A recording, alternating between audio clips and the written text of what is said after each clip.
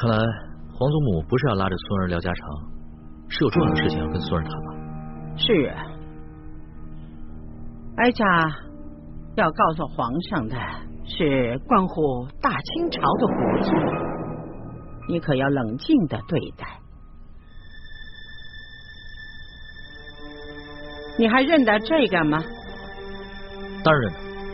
据说崇祯皇帝预感乾明气数已尽，把所有国库里的宝物全都藏了起来，还命各行各业的能人异士潜伏在全国各地，打造了3个秘密基地，以备将来反抗清廷时之用。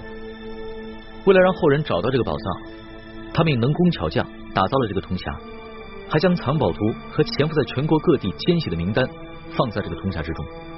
若要打开这个铜匣，必须同时集齐3把金钥匙。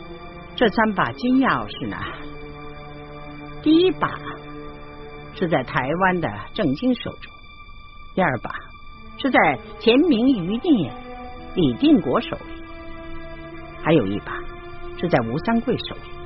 你想拿到它，可不是一件容易的事。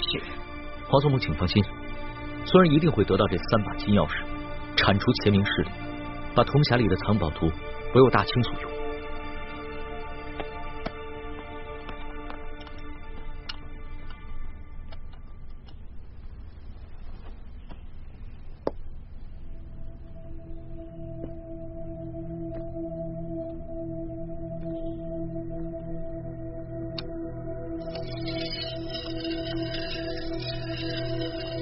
这是你皇爷爷用过的宝剑，这剑不错呀，是一把好剑。皇祖母，看见了吗？这就是那李一欢交给你的铜匣，分明是假的，你还相信他？对你忠心耿耿，用情至深吗？皇祖母，可能这其间另有隐情，也许易欢他自己也不知情。从鳌拜府里拿到这个铜匣的时候，它本身就是个假的呀。皇上啊，你现在长大了，也亲政了，大权在握了，哀家这个老太婆的话都不及一个小姑娘的话有分量。皇祖母，您何出此言呀？在孙儿的心中，您一直是孙儿最亲之人呢。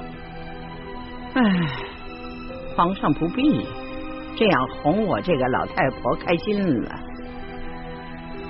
你是大清的帝王，你既然不顾你自身的安危，国事不理，竟然擅自出宫去追寻一个来历不明的小丫头，你说你把大清朝的千万子民置于何处？你把咱们老祖宗努尔哈赤建立的大清朝置于何处？皇祖母息怒，孙儿知错了。